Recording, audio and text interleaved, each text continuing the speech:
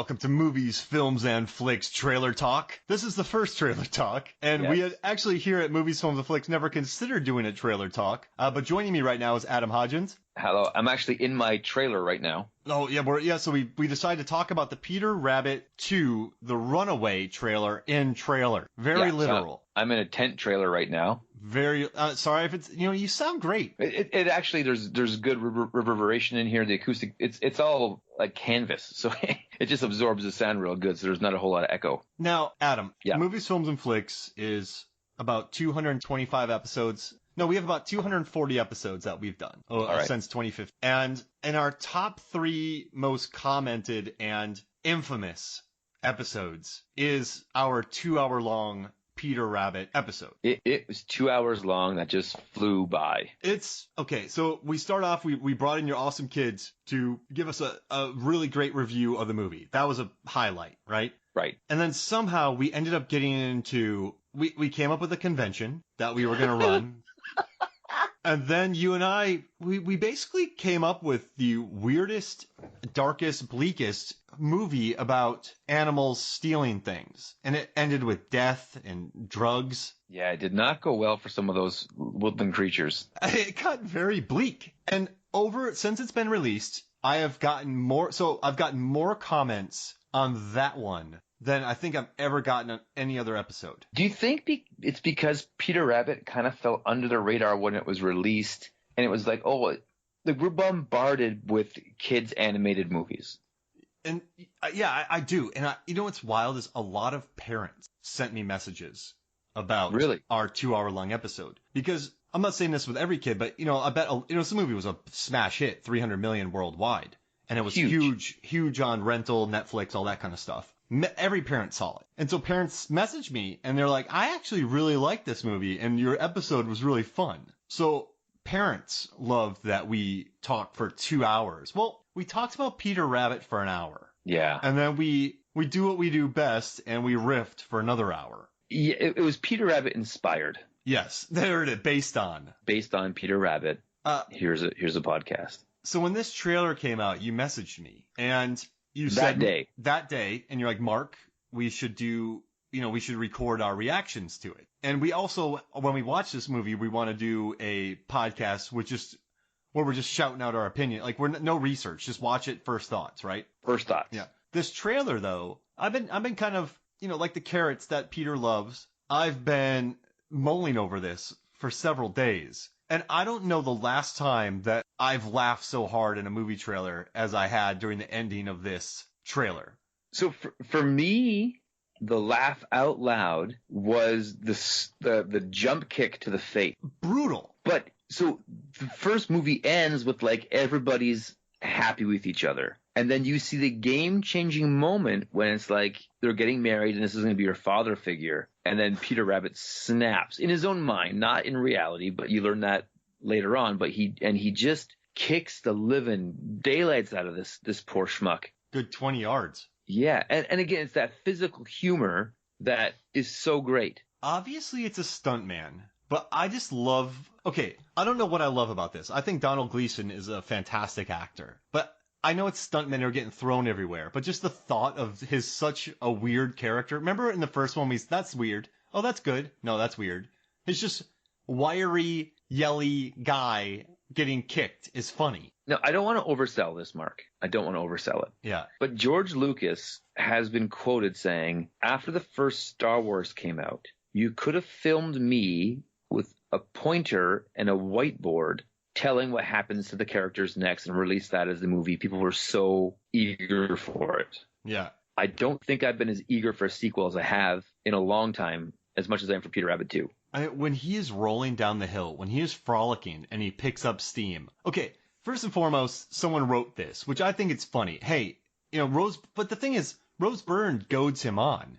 She's like, go frolic. So he starts rolling and he just loses control, and he keeps rolling, and they put a GoPro on him, and he's flapping around, and then they show him way down the hill. I love a good hill fall. Hot Rod, Princess Bride, I like Simpsons. Yep. For some reason, Tommy Boy. Tommy Boy. I love hill slides. For some reason, I just love them. And this one is perfect.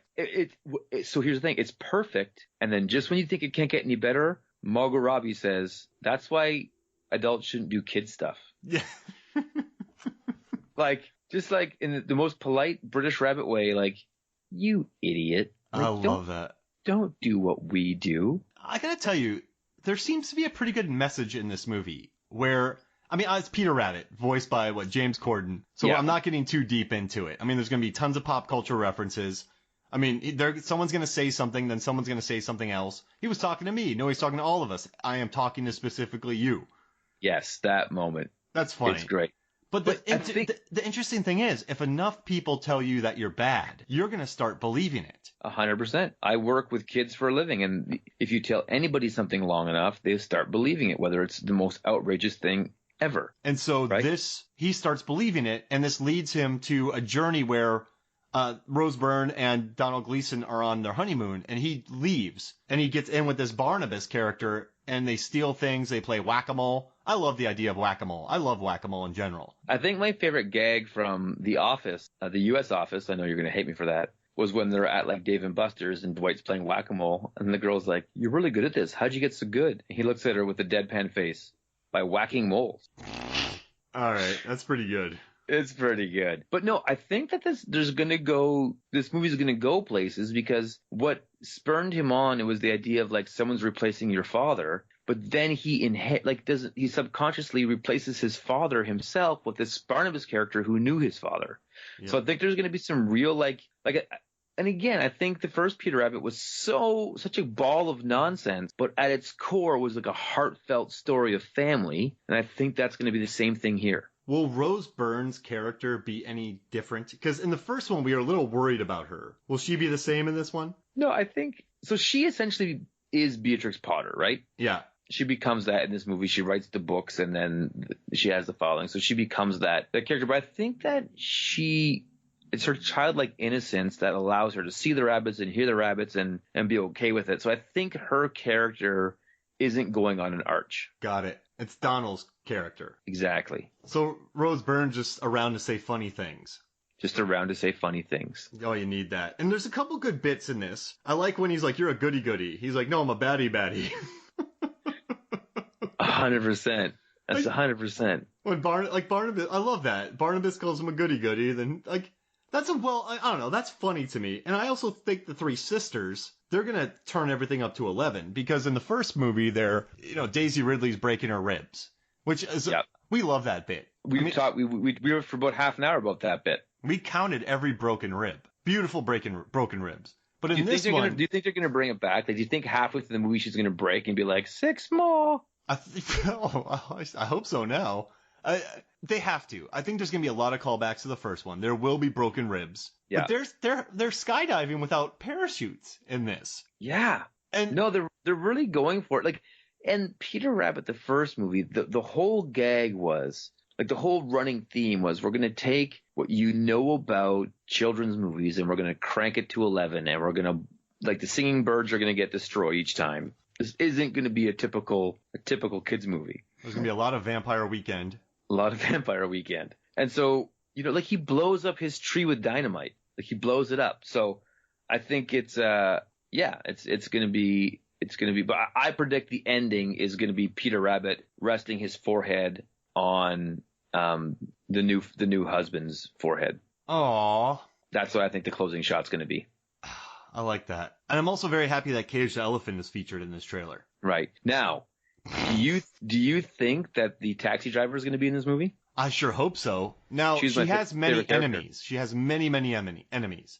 Yeah. Do you think she's in jail? Do you think she's still alive? I think she's like going to be an anti-hunting advocate. Like, don't kill the deers. She's going to be saving deers? Yeah, I think she's going to befriend that deer. She's going to, I think after it was like in front of her and it's become a thing. Oh, yeah. I think she's going to be like, save the deers. I think she's going to be the Rose Byrne to the deers as Rose Byrne is to the rabbits. She's going to have a character arc in this one because she's got to be in it. She's too gold not to. Remember the taxi driver from the first Deadpool? Remember how much how expanded upon his role was in Deadpool 2. I want to know, Mark, and I know we don't have any movies, films, and flicks t-shirts yet, but are you saying if it's good for Deadpool, it's good for Peter Rabbit? Yes. That would be a solid t-shirt. I mean, it worked, right? She's good.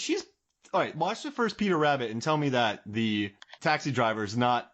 You want to know more about her. She's captivating. All right, well, we actually both agree that she's going to be back. I was like, let's put a bargain bin DVD on it. But we both agree.